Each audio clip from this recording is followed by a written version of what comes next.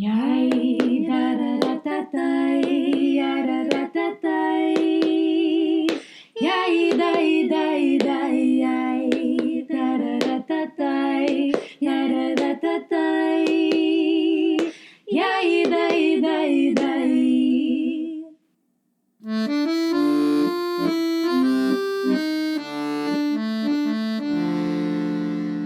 Who am I, you ask? I'm Mordkhe, community organizer and spiritual guide of the Jews of Shushan. I smell like garlic and chrein, and I prefer my lips in blue paint.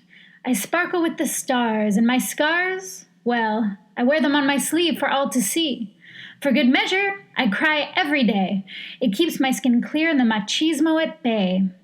Now, let me tell you the tale of how we came to recognize the 14th of Adar as Purim, a day in which we commemorate collective resistance and resilience. The mayor of Shushan, Ahasuerus, didn't like me much. The mayor's councilman, Goldman, hated me. In fact, a lot of people hated me. Goyim and Jews alike said I was a witch, always stirring up the pot.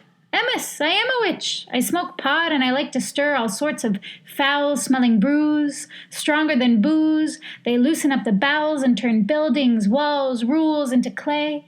They turn voices into tools. So, Goldman hated me, but I couldn't get enough of him. When I'd come around, he'd wrinkle up his nose and chin. His cheeks would bloom red, and he'd tell me, "Shut up! Stop making such a fuss! I've had enough! You Jews are so loud, such goddamn puffs! When I ask you to bow, you'd rather stand. You think you're so special? Jews are also subject to the laws of the land." "What shall I bow to you for?" I asked, with my minion of comrades behind me. We'd occupied his office steps to protest for our right to cultural autonomy. "So tell me again, why exactly I should bow for thee? Should I bow for your portrayal of Jews as schemers, beggars, and thieves? Or to revere your corrupt and oppressive authority? Feel free, friends, to bow for this cheat. But I, as a Jew and a revolutionary, don't make a habit out of worshipping false idols." "Oh, Mordkhe," said Haman, "don't test me. I see by that smile on your face you think this is funny. But you stink and I don't care for it when you wink. You're smarter than me, huh? That's what you think? Listen up. Life, as you should know by now, is rough, and I swear to make it worse for you. I am the law and the land, so brace yourself, Mordkhe. Now scram."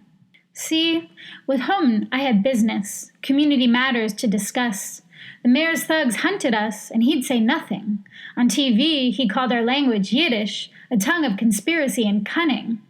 All of this, folks, was meant to send us running, a way to push us out of town, an unofficial expunging. Tell me, where you live, do the people in power find ways to kick and punch at marginalized folks through the repeated use of suggestion and jokes? Through silence and inaction on the crimes that matter most? Goldman wasn't always like this. We used to live on the same block.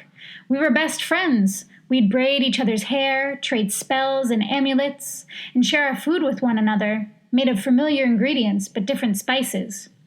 We both come from peoples who, for all intents and purposes, should not exist. Both Jews and Amalekites, survivors of genocidal violence. But when his parents found us playing in the yard, they tore us apart. They cut his hair to the bone, threw out my mama's matzo ball soup, and locked the doors to their home.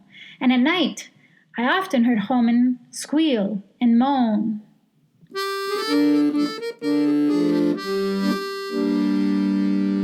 Now the mayor, Ahasuerus, was a fickle fellow, full of wine and swine and not so mellow. When his wife, Queen Vashti, refused to entertain him, he sent her to the gallows without hesitation. Men of such power, they can't stand to be alone with themselves. A costume contest run by Goldman began, bringing women to the mayor from all the lands. They dressed up like wives, clapped their hands, smiled, but not Esther. She didn't dress up. She didn't beguile. Still, the mayor noticed her, but before he chose, he demanded a taste. And like every woman in that line, brined in poverty and bloated with the hunger of days, the prospect of wealth forced her to spread her legs. The women he didn't like, he threw them away, like old honey cake or rotten eggs. Hundreds of women, spoiled and splayed, stuck in the mayor's brothels until their dying days. But that Esther, something about her black eyes and her wild hair and the curve of her nose, certainly not her shtetl clothes. It was something he could not name, and in the end, he chose her. Now, I'll have you know I happen to be Esther's tante. The entire community raised her, our great big shtetl of chosen mishpocha. Esther didn't want to go to the costume contest. None of us wanted her to go, but she had no choice. After all, what would you do? It was marriage to the mayor, or else her family would go hungry. It was marriage to the mayor, or a life of thankless, back-breaking work. It was marriage to the mayor, or an arranged marriage to some other nebuchal with less money. So she went, but did not tell the mayor of her heritage, or of her relationship to me.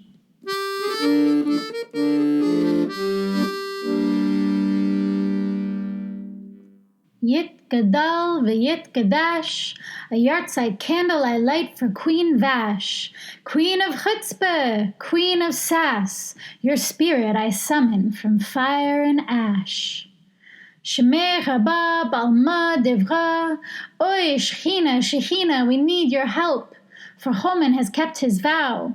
For me, he's ordered the rope, and for my fellow Chavechim, there is little hope. On the 13th of Adar, Homan yelled from his parliament steps, smash in their windows, kick down their doors, for on this night the Jews are yours. So Vash, zug me epis from your grave. Tell me something that will help keep us safe. Mordkhe, you pisher, she said. I was just about to pass through, but fine, since you asked, sure, I've got a tip or two. Go to Esther. She's got the mayor in the palm of her hand. Ask her to out herself and speak on the Jews' behalf. Now leave, Mordkhe, and let me pass.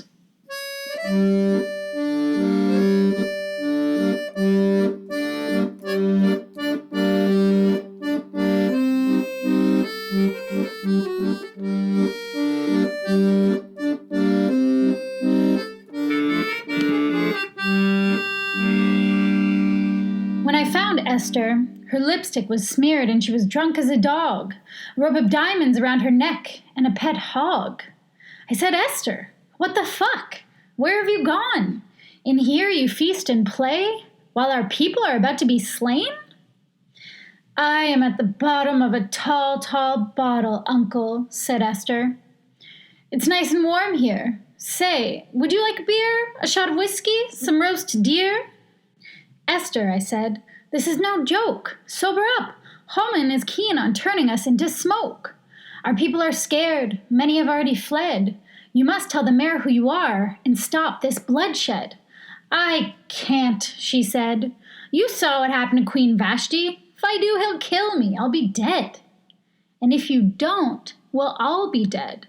Every last one of us. Sure, you're all nice and warm in here. You have food, a wine cellar, a bathtub of drugs. But are you really safe? Are you really loved? Freedom for one is not freedom for all. And besides, is this really what liberation looks like? You in this castle, and us on the streets, our lives hinging on the whims of Homan's unresolved trauma and grief? Oy, fine, said Esther. You're always so compelling. I do, however, have one condition. If I'm going to do this, I need to know you're all serious. The Jews must go on hunger strike for 3 days before I approach the mayor. Let's alert the press, make him sweat. Let's put him in a position where this isn't some favor. But this, she said, will also be a fast and a time of collective prayer. Draw your amulets and dye your tzitzit in the red of revolution with the juice of beets. Call upon the power of Lilith, Eve Adams, Pauline Newman, Claude Cahoon, Emma Goldman, and Grace Paley. Thus, with the power of our ancestors, we will be ready for anything.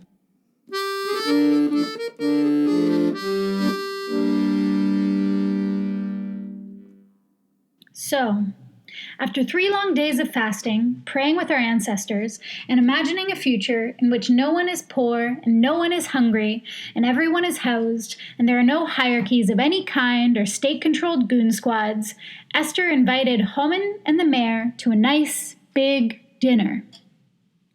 After feasting on the choicest of meats and drinking the finest of wines, their cheeks rosy, their bellies warm and fuzzy inside, Esther decided to speak. Mayor, I've got something to tell you. Well, go on, spit it out, he said. Someone wants to kill me. Someone wants me dead.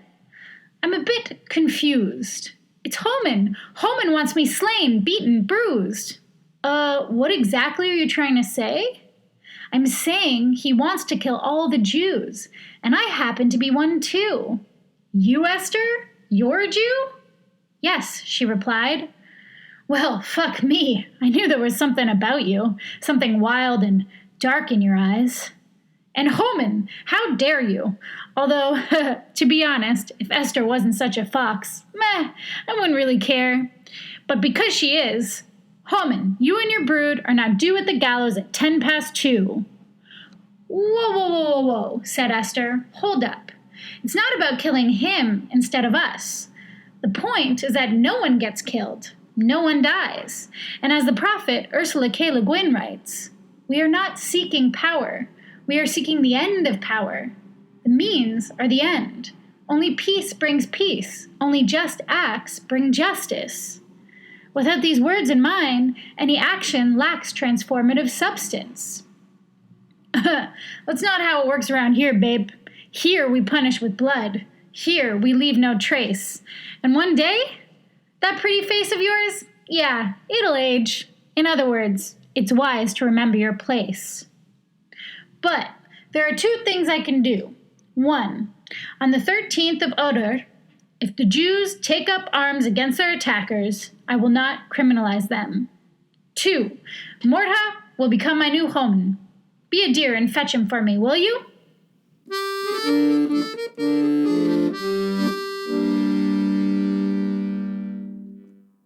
Oi.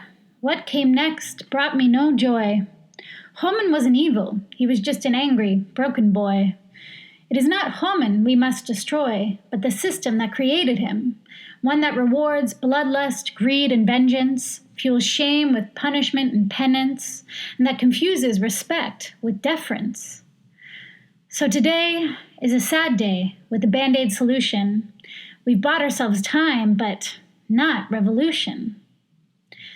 After I refused to take Homan's position, the mayor flew into a rage. I wounded his ego. He threatened the cage.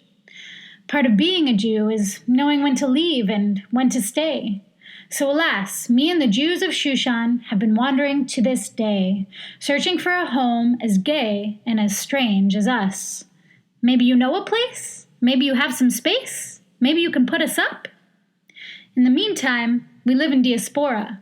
We dance, we play klezmer, we sing songs.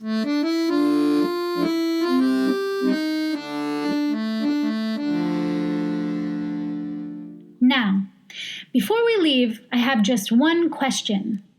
Would you say there's a Bissell Homan in each of us? In you, and also in you? That icky inner voice that stops us from sharing, teaches us to hoard our resources and wealth, and that conflates survival with cruelty, bends our brains towards self-preservation and away from community? That voice that makes us forget the struggles of our ancestors and the well-being of our future kin. So, please, raise your glasses, your fists, and your spirits. A l'chaim to celebrating the lifelong, intergenerational struggle of challenging and unlearning the ways in which the systems we live in have conditioned us. L'chaim to a lifelong wandering through our own bodies and brains to unpack our ancestors' baggage that no longer serves us, and to fortify, with duct tape and string, their old, battered suitcases of chokhmah, wisdom, and resilience. As it is said, you are not obligated to complete the work, nor are you free to abandon it. L'chaim!